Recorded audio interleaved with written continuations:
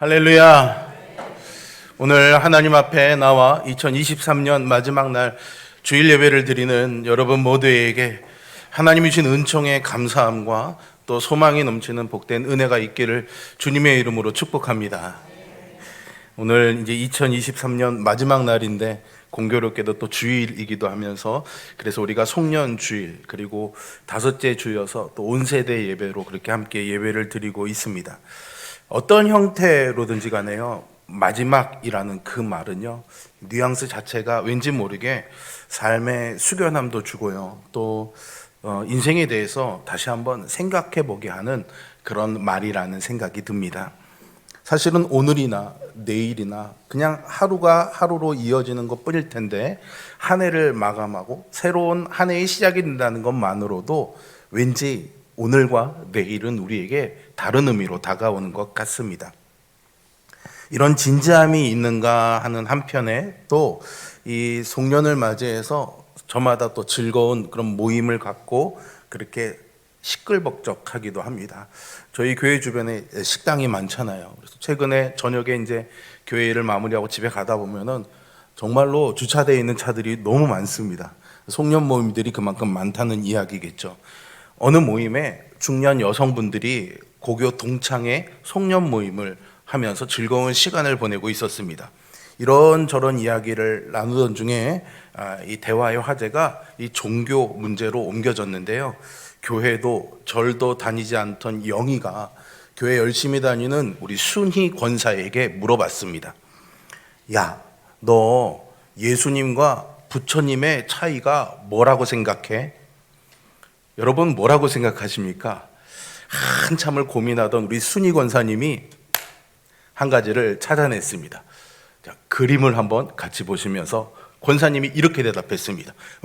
그건 무엇보다도 헤어스타일이 차이가 나.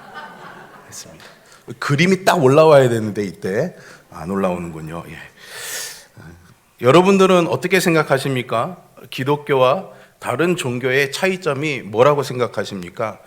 영국의 아주 유명한 기독교 수필가인 C.S. 루이스는요, 영국에서 열린 한 종교 그런 학회의에서요, 학자들에게 기독교와 다른 종교의 차이점이 무엇인가라는 그 질문을 받았다고 합니다. 그는 이 질문에 대해서 이렇게 대답했다고 합니다. 뭐라고 대답했을까요? 그것은 바로 오직 은혜입니다 라고 대답했답니다.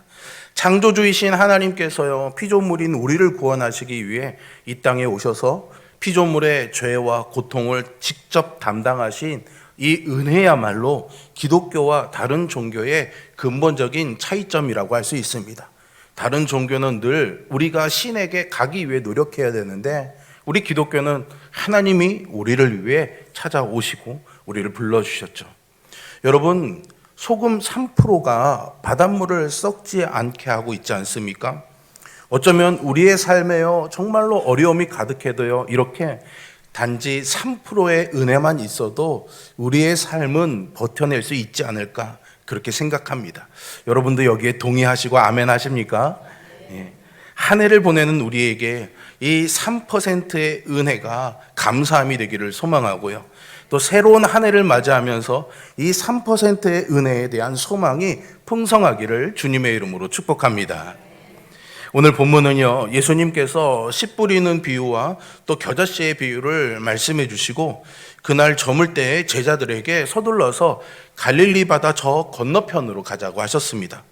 그런데 공교롭게도 그 밤에 큰 광풍이 일어나고 풍랑이 커지더니 물이 배에까지 들이차게 되었습니다. 제자들은 곤히 주무시는 주님을 깨웠고요, 예수님께서는 그 바람과 풍랑을 잠잠케 하셨다는 내용이 오늘 본문입니다. 이 갈릴리 바다는요, 정말로 독특한 지형이라고 할 수 있습니다. 먼저 그림을 하나 먼저 보여드릴 텐데요, 이 갈릴리 바다는요, 해수면으로부터도 200m 더 내려간 곳에 있습니다. 그러니까 바다 높이보다도 더 아래쪽에 있는 호수인 거죠. 그리고 주변에는 큰 산과 절벽들이 둘러싸여 있어서 마치 큰 물을 담은 그런 대야 같은 그런 호수라고 할 수 있습니다. 사해는요, 그것보다 더 깊은 해수면보다 400m 더 아래쪽에 있습니다. 그러니까 물이 와도 나갈 수가 없고 증발하는 물로 인해서 소금의 농도가 커질 수밖에 없는 거겠죠. 다음 그림을 한번 보시면요. 낮에 이 태양열을 받아서 데워진 갈릴리 호수가 이 북쪽에 있는, 여러분들 왼쪽 위에 검은 산 보이시죠? 이 헬몬산이라는 산인데요. 이 산에는 만년설이 있습니다. 너무 높아서. 그러니까 이 만년설이 녹아서 내리는 찬물에 찬 공기가 같이 갈릴리 바다로 들어오는 겁니다. 그러면 갈릴리 호수의 위에 있던 뜨거운 공기랑 헬몬산에서 내려오는 차가운 물과 차가운 공기가 부딪히면서 갑작스럽게 대기가 불안해지고 예고하지 않았던 이 급작스러운 풍랑이 일어나게 되는 거죠. 그렇기 때문에 언제 어디서 어떻게 바람이 불어와서 누구의 배를 삼킬지 전혀 예측할 수 없다고 합니다. 그러므로 갈릴리 바다에는요, 일기예보가 의미 없다고도 할 수 있는데요. 이런 점에서 갈릴리 바다가 우리 인생과 참 비슷하다라는 생각이 듭니다. 인생의 바다에도요, 일기예보가 없기 때문이죠. 본문의 제자들에게 이 풍랑은 참 이해하기 어려운 것이었습니다. 정말로 예측할 수 없는 일들이 일어나는, 일기예보 없는 같은 그런 인생을 살아가는 우리들에게도 얼마든지 이런 제자들과 같은 일을 만날 수 있는 거죠. 어쩌면 올 한 해 여러분들에게 그런 일이 있을 수도 있고요. 또 다가온 새해에도 그런 일이 있을 수 있습니다. 오늘 이 말씀을 보면서 본문의 제자들에게 이 풍랑이 어떤 의미였는지, 또 왜 그렇게 생각해야 되는지 몇 가지 이유를 먼저 여러분들께 설명드리겠습니다. 먼저요, 12명의 제자들 중에 상당수는요, 갈릴리 바다를 생계의 터전으로 삼고 살아가던 노련한 뱃사람들이었습니다. 그런데 이런 제자들조차도요, 오늘 본문에 보니까 우리가 죽게 된 것을 돌아보지 아니하십니까? 라고 예수님께 말할 정도면 이 풍랑의 정도가 어느 정도였는지를 짐작할 수가 있는 것이겠죠. 이렇듯 인생의 바람도 마찬가지입니다. 풍파는 인생살이가 서툰 사람에게만 찾아오는 것이 아닙니다. 건강하던 사람도 질병으로 쓰러지죠. 노련한 경영가들도 사업의 실패를 겪을 수 있습니다. 능숙한 신앙인들도요, 이렇게 시험을 만나고 유혹에 부딪힐 수가 있는 것이죠. 두 번째로요, 오늘 본문의 제자들은 요나처럼 하나님께 불순종해서 도망가다가 풍랑을 만난 것이 아닙니다. 오히려 예수님과 함께 하고 있는데도 예수님이 저기로 건너가자라고 말씀하셔서 그 예수님의 말씀대로 그 늦은 밤에, 밤중에 이 배를 타고 갔는데도 불구하고 풍랑이 일어난 거죠.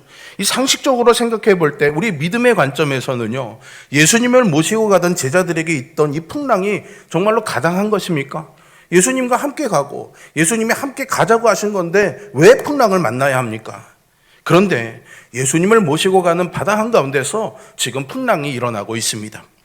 그래서 이 일은 상식적인 그런 상황이 아니라 영적인 믿음으로 이해해야 하죠. 시험과 환란이 불신자에게만 있을 거라는 생각은 버려야 합니다. 마귀가요, 누구 편일까요, 여러분? 마귀가 신자 편일까요? 아니겠죠. 마귀는 불신자 편입니다.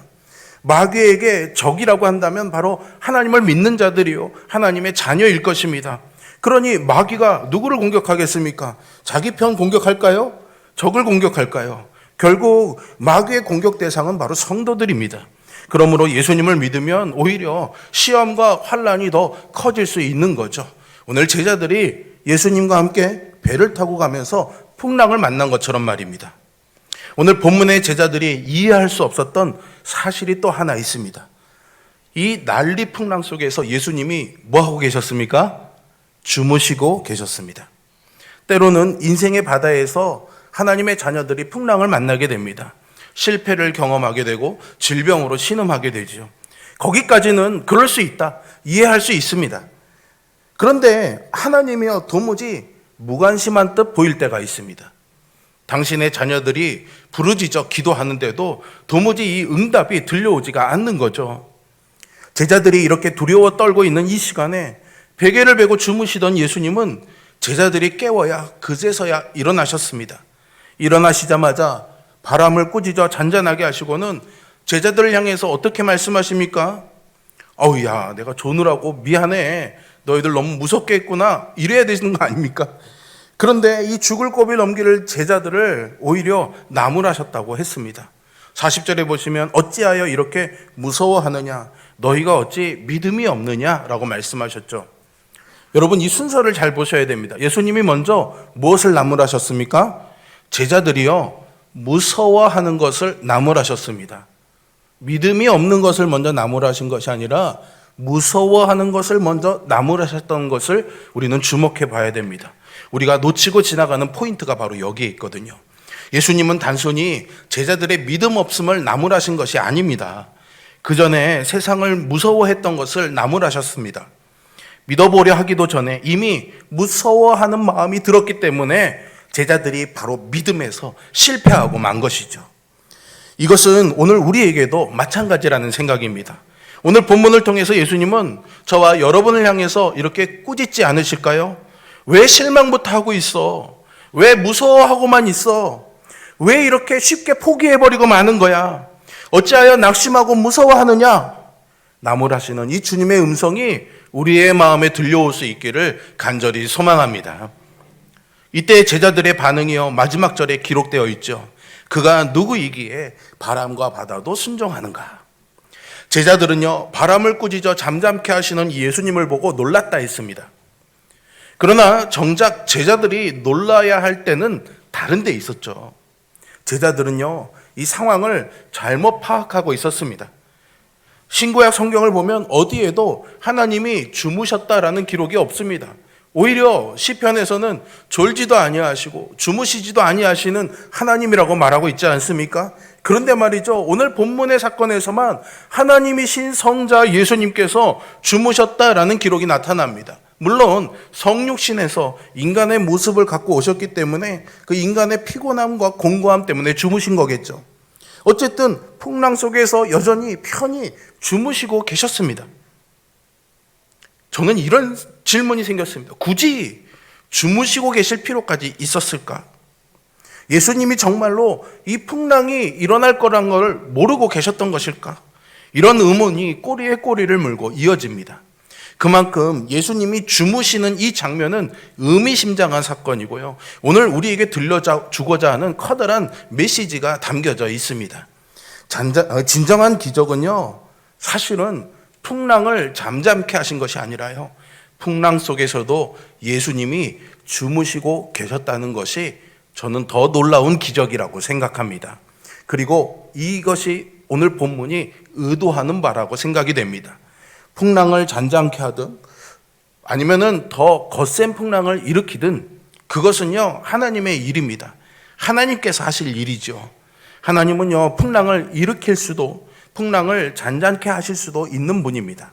그렇기 때문에 제자들은요, 이 광풍을 잠재우시는 주님의 능력 때문이 아니라 이 광풍 속에서도 아버지 하나님을 믿고 고요히 주무시는 이 예수님을 보면서, 야, 이 풍랑 속에서도 어찌 저리 고요하고 태평히 주무시는가? 의아하게 여길 것이 아니라 주님의 그 믿음의 담대함을 우리도 배워야 할 것입니다. 설마 죽게 하실 곳이 없어 우리를 여기에서 죽게 하실 것인가? 이 풍랑에는 반드시 하나님의 섭리가 있는 줄 나는 믿습니다.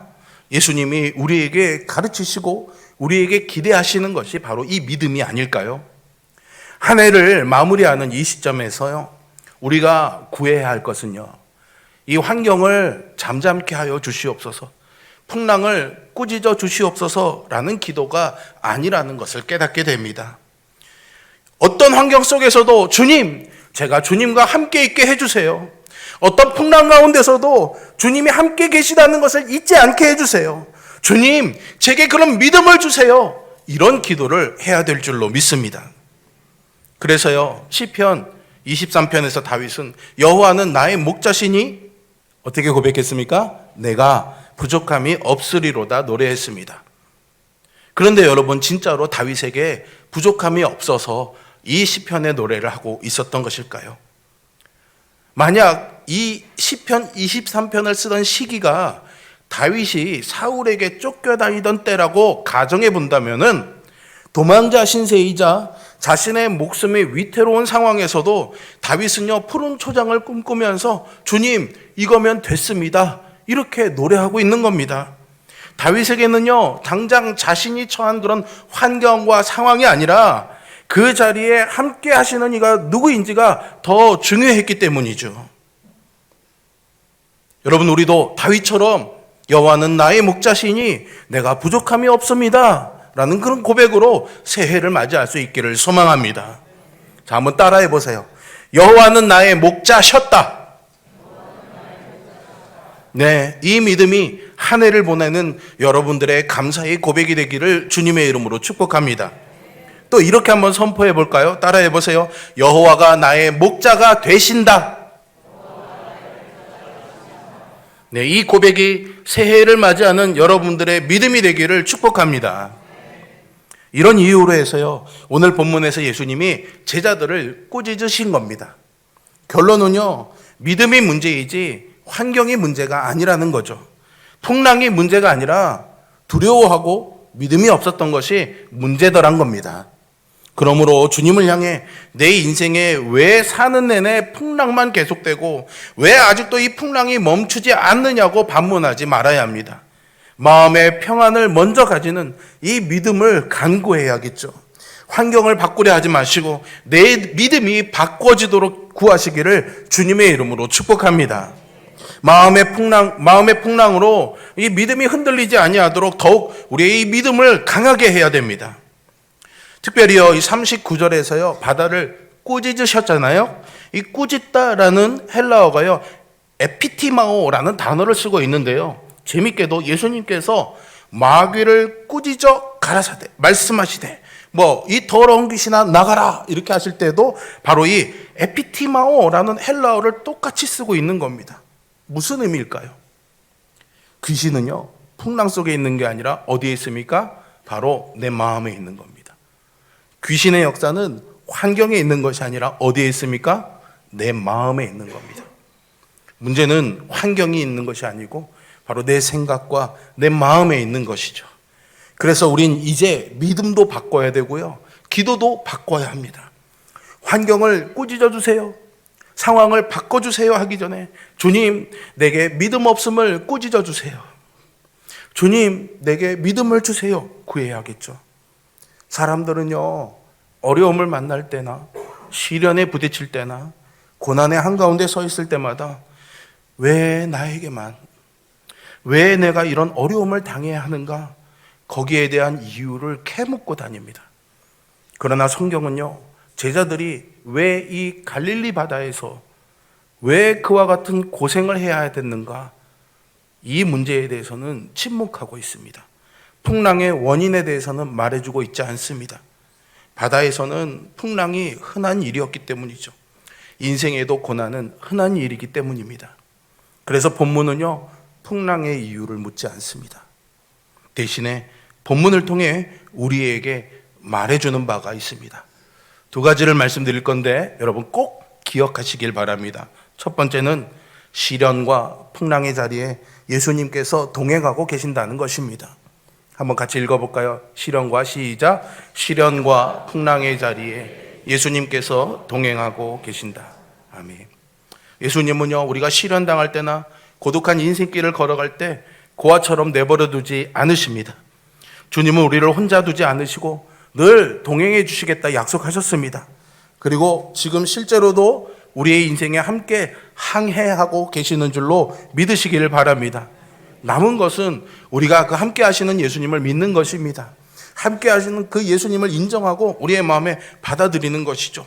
그리고 때로는 고난 가운데 있을 때 그 예수님을 깨워야 됩니다. 두 번째는요, 예수님이 내 인생의 선장이 되신다는 것입니다. 같이 한번 또 읽어볼까요? 시작. 예수님이 내 인생의 선장이 되신다.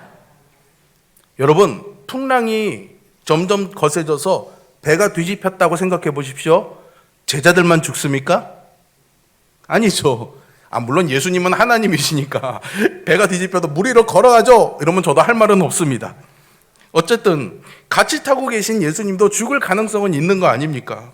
그런데 예수님은요, 배 안에서 주무시고만 계십니다. 아주 천하태평이시죠. 그런데 말이죠, 이 상황을요, 우리가 늘 제자들의 입장에서만 생각해 봤잖아요. 만약 그럴 일은 거의 없지만, 아예 없지만 내가 예수님이라고 한번 생각해 보세요. 아마 이런 상황이 급하거나 어렵다는 걸 아셨다면 예수님의 입장에서 제자들을 그냥 내버려 두셨겠습니까? 뭐라도 하시거나 뭐라고 말씀도 하셨겠죠.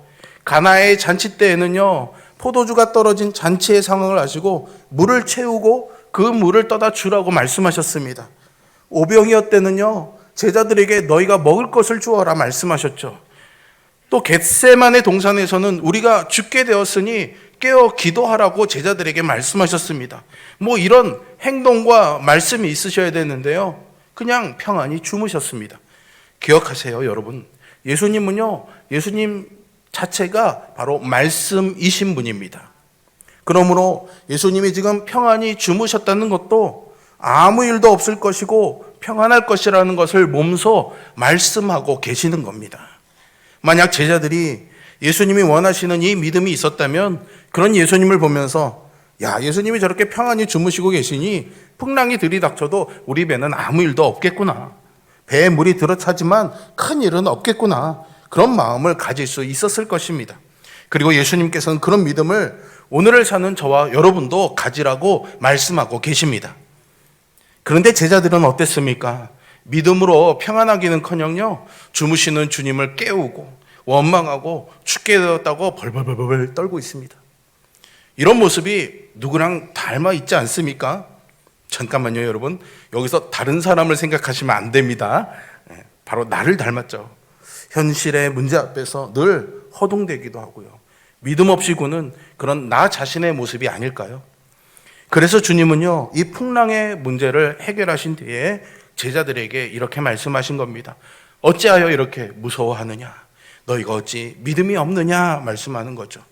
그런데 잘 들어보면 이 꾸짖음은 제자들에게만이 아니라 오늘 이 말씀을 듣는 우리에게도 하시는 말씀인 줄로 믿습니다. 그러면서 주님이 우리에게 이렇게 말씀하시지 않을까요? 이것을 제가 시편 42편 5절의 말씀을 인용해서 한번 표현해 보겠습니다.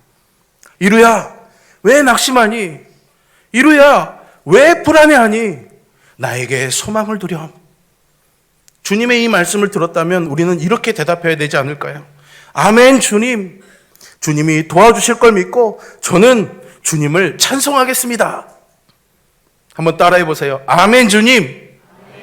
주님이 도와주실 것을 믿고 저는 찬송하겠습니다. 우리 찬양, 여러분들이 잘 부르는 찬양 중에 괴로울 때 주님의 얼굴을 보라라는 찬양이 있잖아요. 기왕 여러분들이 찬송하겠다고 하셨으니까 우리 같이 한번 불러보겠습니다.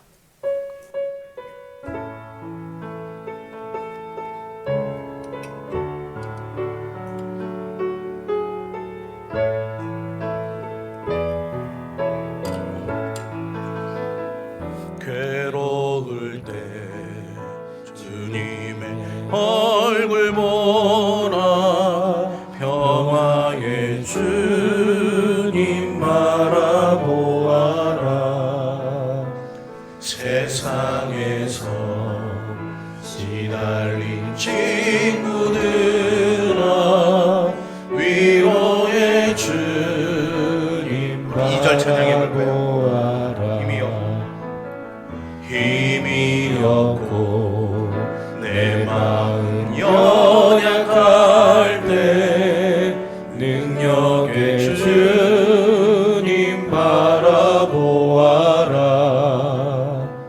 주의 이름을 부르는 모든 자는 힘주시고 늘 지켜주시니 눈을 들어 주를 보라. 내 모든 염려 주께 맡겨라. 슬플 때에 주님의 얼굴 보라. 사랑의 주님 안식 주. 우리 눈을 감고 손을 들고 눈을 들어 주를 보라. 내 모든 염려 주께 맡겨라. 슬플 때에 주님의 얼굴 보라. 사랑의 주님 안식 주리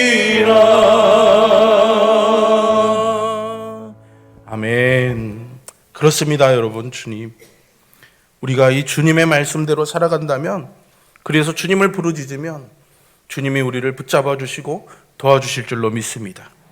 여러분, 올 한 해 어떠셨습니까? 힘들거나 괴롭지 않으셨습니까? 사랑하는 이들을 떠나보내거나 가장 소중한 것을 잃은 경험을 하고 계시지는 않습니까? 알 수 없는 내일을 향한 불안과 염려에 살아가고 있지는 않습니까? 때로는 사람들의 말과 태도 때문에 받은 그 상처로 아파하셨습니까? 그렇다면 그 풍랑 속에서 이제 주님의 얼굴을 보시기 바랍니다. 평안히 주무시는 그 주님의 얼굴을 보시기를 바랍니다. 주님의 얼굴이 평안하시거든 여러분도 평안하시기 바랍니다. 주님이 아무 말씀이 없으시다면 아무 일도 일어나지 않을 줄로 믿으시기를 바랍니다. 그러면 기도할 때 주님이 응답하시지 않는 것 같아도 우리가 평안을 누리는 비결을 배울 수가 있는 거죠. 말씀을 마무리하기 전에 오늘 본문에서 우리가 눈여겨봐야 될 단어가 하나 있어서 말씀드리고 싶습니다. 37절에 보시면요, 큰 광풍이 일어나며 이렇게 되어 있습니다. 그런데 여기서 이 크다라는 말로 헬라어 메갈레라는 단어가 쓰이고 있습니다. 엄청나게 크다는 뜻입니다. 제 머리만큼 큰 것 같습니다. 영어로요, 크다는 뜻의 단어들이 몇 가지가 있죠. big, great 뭐 이런 단어들이 있습니다. 그런데 그거보다 더 강력한 단어가 하나 있습니다. 뭘까요, 여러분? 아이스크림 이름에도 있는데. 엑설런트요? 고급 아이스크림을 좋아하시는군요. 메가톤이라는 말이 있습니다. 근데요, 여러분, 메갈레, 메가톤 뭔가 연결되는 것 같죠? 비슷하게 이어진 단어입니다. 바로 메가톤과 같은 의미를 가진 단어가 메갈레라는 단어입니다. 그런데 재미있는 것은요, 37절에 큰 광풍이 일어나에도 메갈레가 쓰였고요, 39절에 바다가 아주 잔잔해졌다 할 때도 메갈레가 쓰였습니다. 그리고 41절에 그들이 심히 두려워했다 해도 메갈레가 쓰였습니다. 큰, 아주, 심히 모두 다 메갈레라는 단어가 쓰여진 거예요. 무슨 얘기일까요? 예수님께서 메가톤급 광풍을 꾸짖으시니까 메가톤급 기적이 일어났고, 그 메가톤급 사건을 경험한 제자들은 메가톤급의 감격과 메가톤급의 은혜를 누렸다는 말 아니겠습니까? 여러분, 광풍이 클수록 기적도 클 줄 믿으시기 바랍니다. 고난이 클수록 위로도 클 것입니다. 아픔이 클수록 더 큰 능력을 경험하게 될 것입니다. 우리가 어디에 있든 마지막 결론은 무엇일까요? 예수님과 함께 있는 것입니다. 그거면 됩니다. 예수님과 함께 있는 것, 그것이 진정한 기적이라고 저는 믿습니다. 이 엄청난 기적 앞에 제자들은 스스로 묻고 있습니다. 그가 누구에게 바람과 바다도 순종하는가? 사랑하는 성도 여러분, 예수님은 천지를 지으신 하나님이십니다. 예수님은 온 세상을 다스리시는 하나님의 아들이십니다. 예수님은 나를 사랑하시는 분입니다. 예수님은 나의 인생에 나와 함께 동행하시는 분이십니다. 예수님을 믿는 믿음으로 우리의 삶에서 풍랑과 광풍은 물러갈 것이고 주님이 주시는 평안을 누리게 될 것입니다. 이것이야말로 한 해를 보내고 새해를 소망하는 이 시간, 여러분들을 향한, 여러분들이 누리는 그런 주님이 주시는 진정한 기적이 될 수 있기를 주님의 이름으로 축복합니다. 기도하겠습니다.